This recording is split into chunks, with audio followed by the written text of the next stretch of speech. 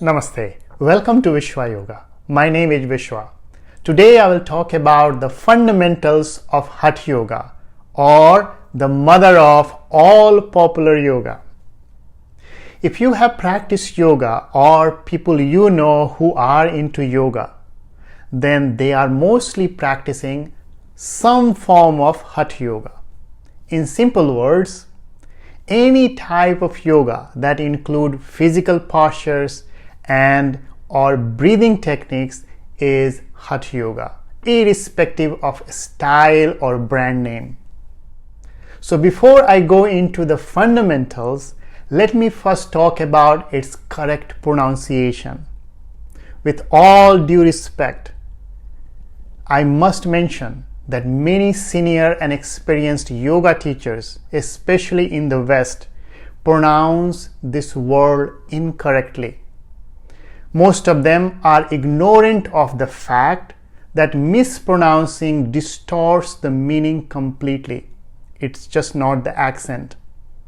And the sad part is the same pronunciation gets passed to their students.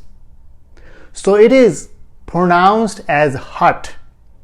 Hat means stubborn or forceful, not Hatha or Hatha, which means to hit or to kill. Do you see how the meaning changes? Now, please see and understand the letters in English versus Devanagari, which I have put it here.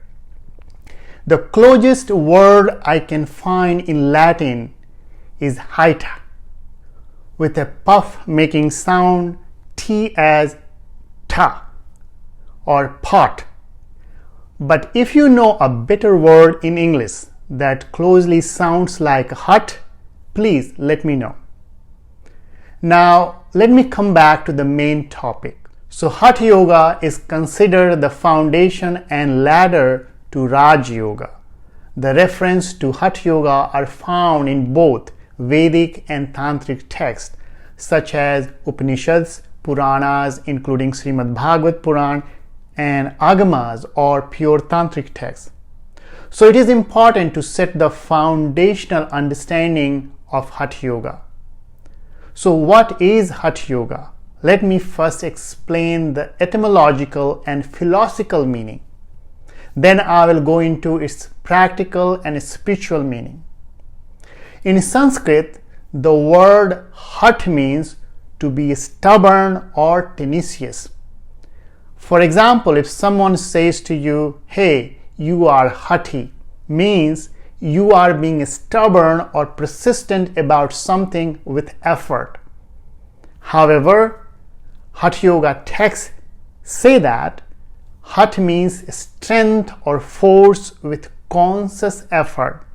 But please keep in mind that this stubbornness does not mean compulsive coercion or blind force. It means that to practice Hatha Yoga, you must do a persistent effort on regular basis, physically and mentally, or use your physical strength and willpower. And the result of this effort is intended to liberate the dormant energies inside you. Thus, you start to feel different at physical, mental, and spiritual levels. You tell me, have you not felt different after a good yoga class? I do every time. So now, you may wonder, what are those energies I was talking about? To explain that, let me revisit the word Hat. The word Hat is combination of two Bij mantras. Bij mantras are made of single syllable sound. Here, Ha means the sun or solar energy. It is called Prana Shakti or Prana Spand.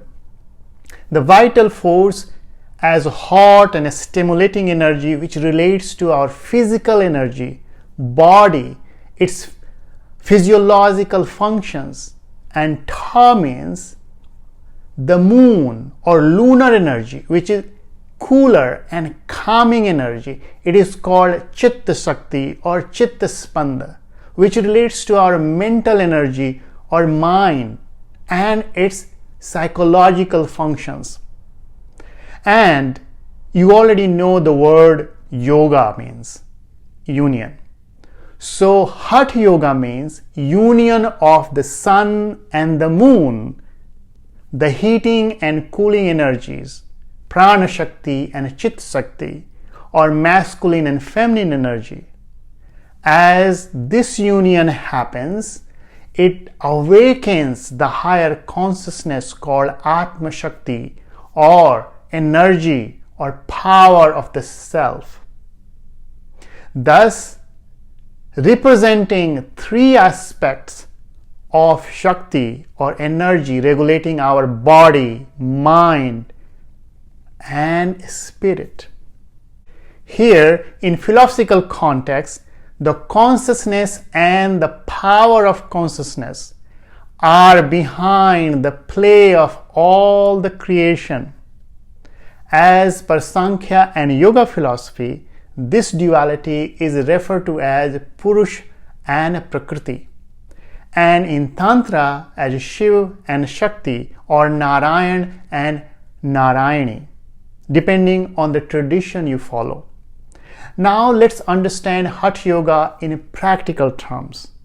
So at the level of our body, these energies are not different, but two aspects of the same. By regulating the flow of prana, you can change the flow or state of mind. And by controlling the flow of mind, you can change the flow of prana. They are inseparable. One follows the other. But now you wonder how. Now let me go one step deeper. Our metabolism depends on the fire or Agni, which acts as the foundation of both, and the Vayu or air is the carrier that moves the prana and brings them together. So what does that mean? So through Hatha Yoga practice, you are bringing harmony or balance of two opposing forces or energies within yourself. As you know that prana always moves and the mind always vacillates, always changes. So these energies can go out of balance due to many different reasons. And if they stay out of balance longer, it gradually starts to manifest as disease, either at the physical or mental level. So the breath coming through our left and the right nostril connect to the subtle energy channel called Ida and Pingala Nadi respectively. If you know about Pranavayu, then it will be easier to understand this concept. So in the context of yoga, prana moving through the Ida is called Apanavayu, and through Pingala it's called Pranavayu. So the goal of Hatha Yoga is to bring the prana and apana together and make them flow through the central channel called sushumna nadi. When prana and apana continue to flow in the respective channels, the mind stays scattered. As soon as these forces or energy unite, they lose their own identities and take on a mixed nature in the form of harmony or balance energy flowing through the central channel called sushumna. In this state, you will feel increased energy with confidence, and at the same time, mind becomes calm, peaceful, and focused with a higher level of consciousness. In a nutshell, this is the practical goal of Hatha Yoga. And this is achieved through continuous and sustained effort or practice by any person of any age under the guidance of a qualified teacher. No blind faith, preaching, or belief system is needed here. your experience becomes your truth. If you look spiritually, as you become more conscious of Hatha Yoga practice, it becomes a sadhana or a spiritual practice for you.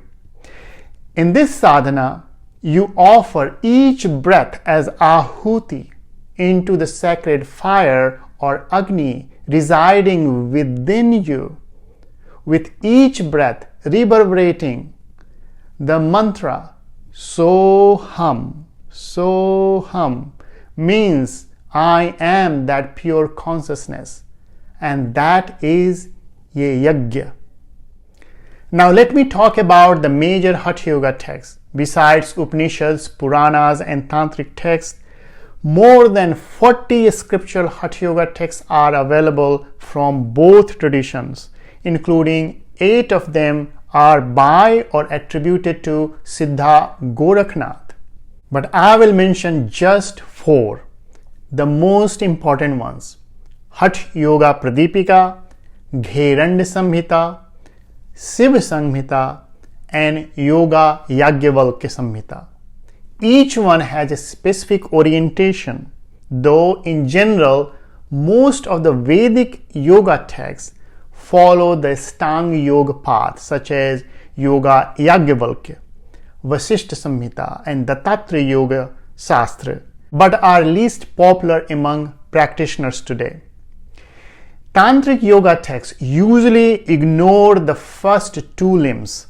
This pattern is also found in Gheranda Samhita and Guru Gorakhnath texts.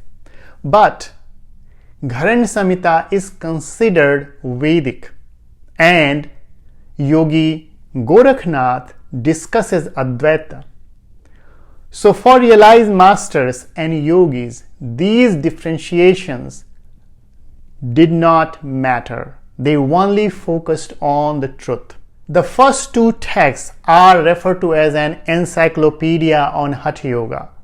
The number of limbs varies across texts, but in general, Tantric Hatha Yoga is called Shadanga Yoga, or a 6-limb yoga path, including body purification or Shatkriyas or Shatkarma practices. The name was given by Guru Gorakhnath. Though contemporary books on Hatha Yoga are okay, as it is easier with a modern outlook, but I think it is important to know the roots, so then you can be able to relate to and understand the adaptation and evolution of yoga practices in modern times. In general, the goal of Hatha Yoga practices is said to lead you to Raj Yoga. However, if you dive deeper, the goal of Hatha Yoga is not the Kaivalya or isolation of Purusha from Prakriti, but rather lay or dissolution of the mind through withdrawing from the objective world and turning inwards towards the higher self. So, this was a summary of Hatha Yoga. You can choose the definition and orientation that suits you the best. But remind you that without breath awareness, Hatha Yoga practice is nothing but an exercise yoga, also called Jada Yoga. Please let me know if this information was useful for you, or drop any questions or comments. Thank you for watching and have a wonderful day. Namaste. Thank you so much for listening. If you like the information, please subscribe, like and share so that everyone else can also enjoy this.